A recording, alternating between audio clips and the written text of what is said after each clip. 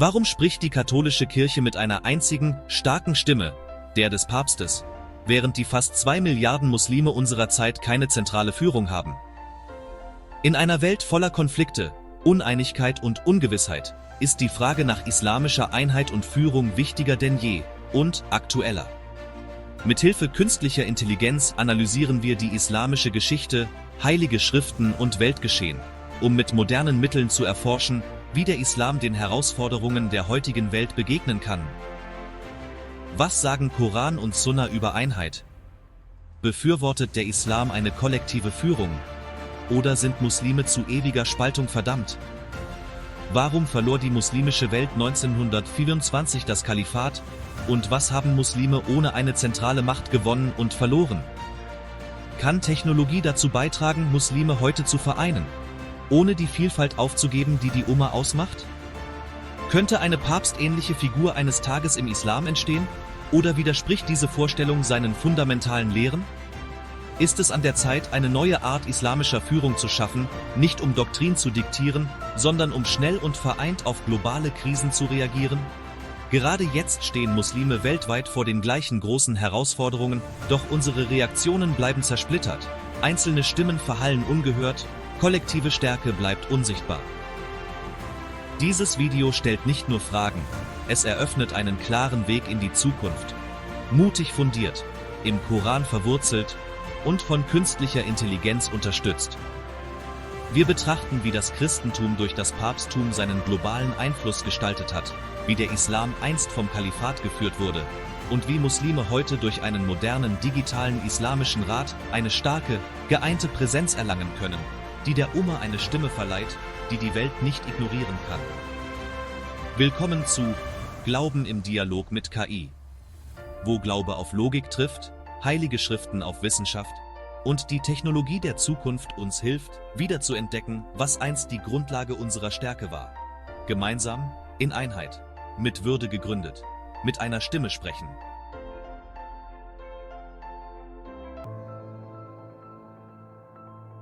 Die katholische Kirche folgt seit langem einem Modell der zentralen Führung. Mit dem Papst als Oberhaupt, dem geistlichen Führer von über 1,3 Milliarden Katholiken weltweit. Doch der Papst ist nicht nur eine symbolische Figur. Seine Worte prägen die Lehre, lenken den politischen Einfluss und bieten moralische Klarheit in Krisenzeiten. Wenn er spricht, antwortet die Kirche. Wenn er führt, hört die Welt zu. Diese Art von Führung hat klare Vorteile: Einheit, Kontinuität und eine globale Präsenz. In schwierigen Zeiten agiert der Papst wie ein Leuchtturm. Beständig, sichtbar und in der Tradition verankert. Allerdings sind die Risiken einer solchen Zentralisierung nicht zu vernachlässigen. Die Analyse historischer Trends zeigt, dass unkontrollierte zentrale Macht oft zu systemischen Fehlern führt. Die Missbrauchsskandale in der katholischen Kirche haben gezeigt, wie hierarchische Kontrolle Reformen behindern und lähmen kann, anstatt zu inspirieren. Dennoch bietet diese Struktur etwas, das vielen Institutionen fehlt: eine einzige Stimme, eine klare Identität und Repräsentation auf der Weltbühne. Das wirft eine entscheidende Frage auf. Warum hat der Islam, ein Glaube mit noch mehr Anhängern, heute nichts Vergleichbares wie einen Papst?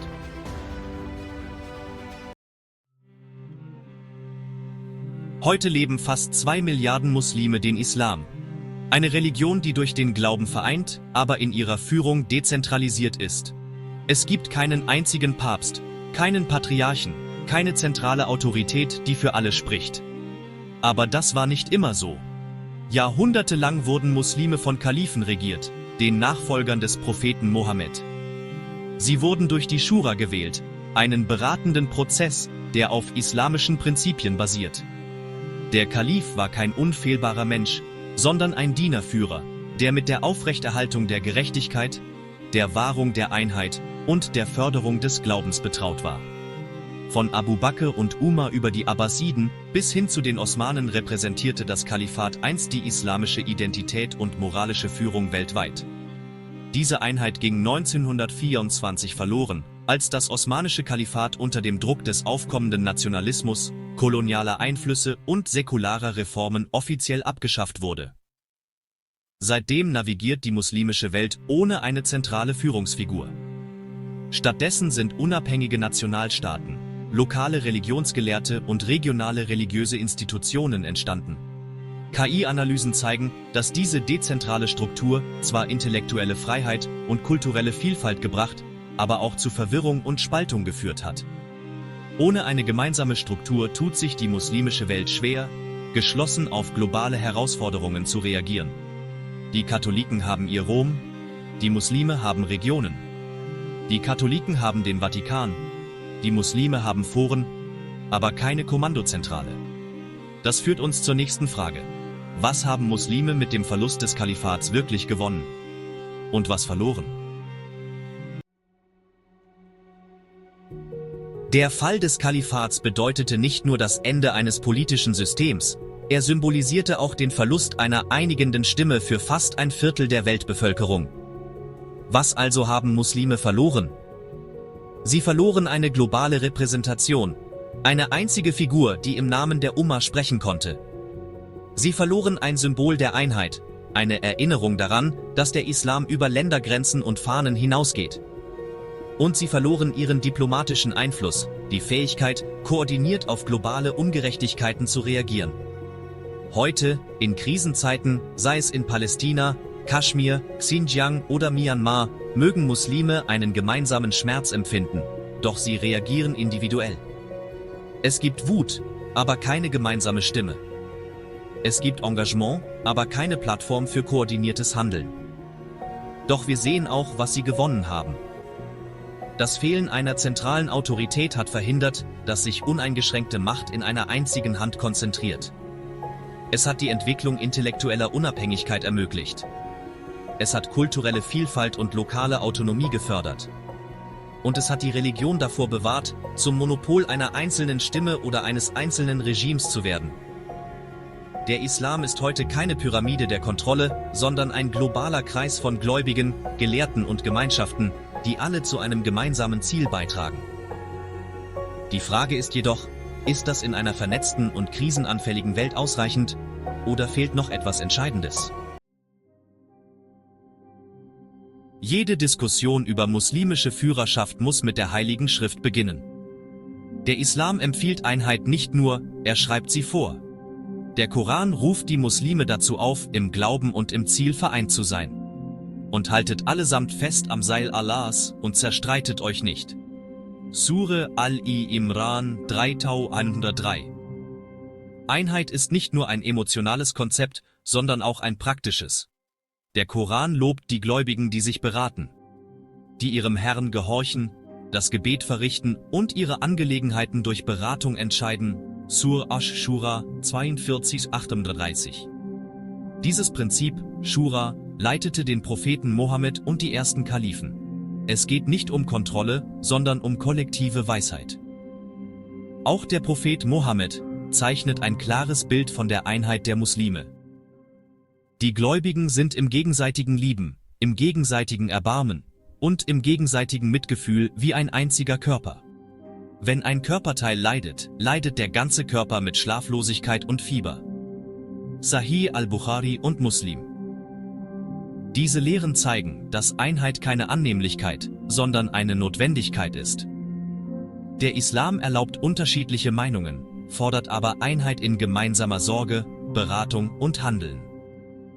In der heutigen zersplitterten Welt ist die eigentliche Frage nicht nur, brauchen wir einen Führer? Die eigentliche Frage ist, handeln wir wie ein einziger Körper?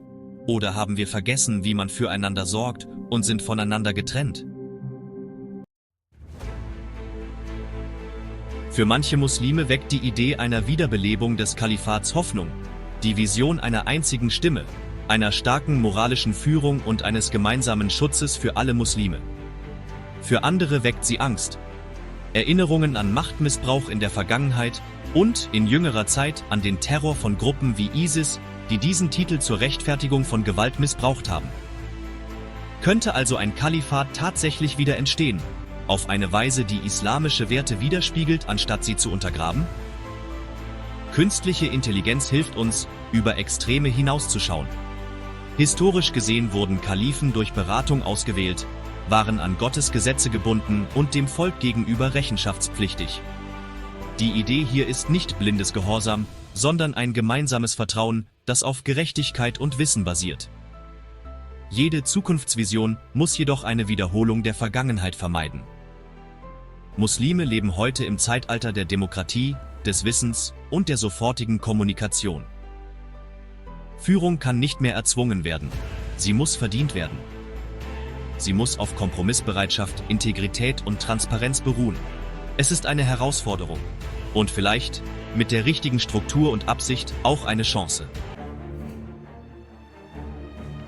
In der heutigen Zeit spricht die katholische Kirche mit einer Stimme. Zentral, organisiert und global sichtbar. Die Worte des Papstes schaffen es in die Schlagzeilen, beeinflussen politische Entscheidungen und tragen moralisches Gewicht.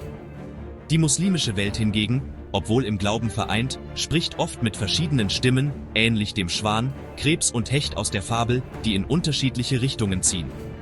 Lokale Theologen, nationale Führer und diverse Institutionen agieren oft unabhängig voneinander, ohne wirkliche Verbindung zueinander. Und obwohl die Herzen der Muslime im gleichen Takt schlagen, bleiben ihre Stimmen uneins. Diese Uneinigkeit bleibt von Bedeutung. Denn in unserer modernen Welt, geprägt von Medien, Desinformation und ideologischer Polarisierung, führen diejenigen, die klar und deutlich sprechen. Wie das Sprichwort sagt, der Stärkere hat Recht. Recht hat, wer die Macht hat. Wenn eine Krise in Gaza, China oder Kaschmir ausbricht, verbreitet sich zwar Wut im Internet, doch darauf folgen nur wenige koordinierte Aktionen. Emotionen kochen hoch, aber die Wirkung verpufft. Viel Lärm um nichts. Die Frage ist also nicht nur historisch, sondern auch hochaktuell. Kann die muslimische Welt, ohne ihre Vielfalt zu verlieren, wieder eine geeinte moralische Plattform finden? Es scheint fast unmöglich. Es ist, als würde man nach dem Mond greifen. Einheit bedeutet nicht Uniformität. Doch wenn sich die Welt in Zeiten der Ungerechtigkeit den Muslimen zuwendet, müssen wir mit Führung, nicht mit Lärm antworten. Mit Taten, nicht mit Worten. Denn während andere mit einer Stimme sprechen, flüstern wir oft mit vielen. Wie man so schön sagt, zu viele Köche verderben den Brei. Und in der modernen Welt verhallen diese Flüstern. Während das päpstliche Modell für Katholiken funktioniert, passt es nicht zu der dezentralen Theologie und den vielfältigen Traditionen des Islam. Aber das bedeutet nicht, dass Muslime nichts Vereinendes schaffen können, das unseren eigenen Prinzipien entspricht. Wenn es also nicht realistisch ist, das Kalifat in seiner ursprünglichen Form wiederherzustellen, wie sollte dann Führung in der heutigen muslimischen Welt aussehen? Vielleicht nicht eine einzelne Person, sondern eine Plattform, die vereint. Kein Thron der Macht, sondern ein Zentrum der Weisheit. Kein Königreich, sondern ein Rat. Digital, global respektiert und im Geistlichen verwurzelt. Die Bemühungen um Einheit haben bereits begonnen. Derzeit spielen nationale Institutionen wie die türkische Religionsbehörde Diyanet, das ägyptische Dar al-Ifta, der indonesische Ulema-Rat und regionale Räte wie die Islamische Gemeinschaft Bosniens wichtige lokale Rollen. Globale Organisationen wie die Muslim World League mit Sitz in Mekka haben eine größere internationale Reichweite. Aber KI-Analysen zeigen eine entscheidende Einschränkung. Sie sind an staatliche Interessen gebunden, oft begrenzt durch politische Agenten. Ihre Reaktionen sind oft verspätet oder symbolisch, sie sind einflussreich. Aber sie versagen darin, die Umma in Zeiten globaler Krisen mit der notwendigen Legitimität und Geschwindigkeit zu vereinen. Ein bedeutender Weltrat müsste grundlegend anders sein. Er dürfte keinem Staat oder politischen Programm verpflichtet sein. Er sollte durch Beratung, nicht durch Ernennung entstehen und im Namen von Muslimen aller Kulturen sprechen, nicht innerhalb von Grenzen. Dieser Rat sollte nicht nur existieren, sondern dienen. Die Umma braucht jetzt keine Erklärungen, sondern Koordination, Klarheit und Mut. Derzeit bleiben wertvolle Stimmen verstreut und isoliert. Stellen Sie sich vor, diese Stimmen würden gemeinsam handeln. Ein weltislamischer Rat, der mit digitalen Werkzeugen arbeitet und auf den koranischen Prinzipien von Schura, Beratung, Gerechtigkeit und Barmherzigkeit basiert. Er würde nicht für alle Fatwas aussprechen. Er würde keine Gelehrten zum Schweigen bringen oder die Vielfalt beseitigen. Aber er würde schnell, klar und entschlossen reagieren, insbesondere in globalen Krisen. Wie würde er funktionieren? Erstens, digital, durch transparente Online-Diskussionen und regelmäßige virtuelle Gipfeltreffen, wodurch die Kosten erheblich gesenkt würden. Eine rotierende Führung würde für Gerechtigkeit sorgen.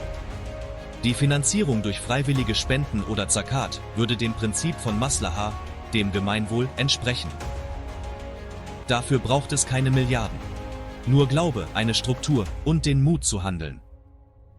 Stellen Sie sich eine KI vor, die einen Konsens synthetisiert, eine Blockchain, die Transparenz gewährleistet, digitale Gipfeltreffen, die Gelehrte aus aller Welt live zusammenbringen. Mit der Zeit könnte dieser Rat echte Legitimität erlangen.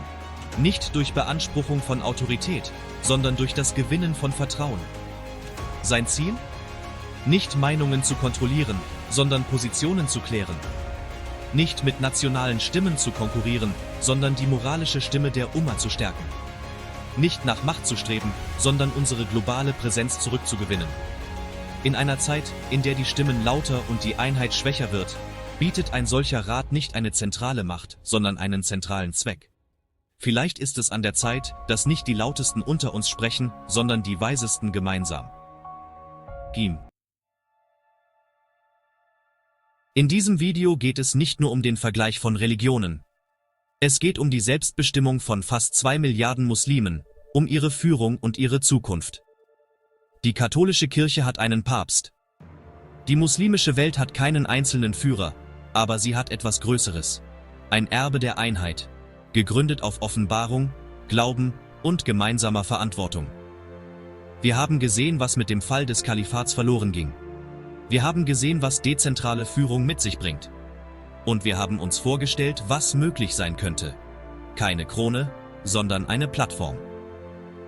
Während uns künstliche Intelligenz hilft, die Vergangenheit zu verstehen und die Zukunft zu erträumen, ist der nächste Schritt nicht technologisch, sondern spirituell. Und er muss bei uns, den Gläubigen, beginnen. Hören Sie auf, darauf zu warten, dass andere handeln. Hören Sie auf, passiv zu sein. Kein aufrichtiger Muslim kann sagen, es ist mir egal, und sich von den Leidenden abwenden. Unsere Antwort muss lauten, gemeinsam, mit einer Stimme. Hinterlassen Sie unten einen Kommentar. Zeigen Sie Ihre Unterstützung für diese Idee. Wenn sie sichtbar ist, ist sie schwerer zu ignorieren und leichter zu verwirklichen. Teilen Sie dieses Video. Nicht nur online, sondern auch in Ihrem Umfeld, in Ihren Moscheen, in Ihren Gemeinden. Dies soll der erste Schritt sein. Dies soll eine Richtung sein. Diese Botschaft muss die Einflussreichen erreichen.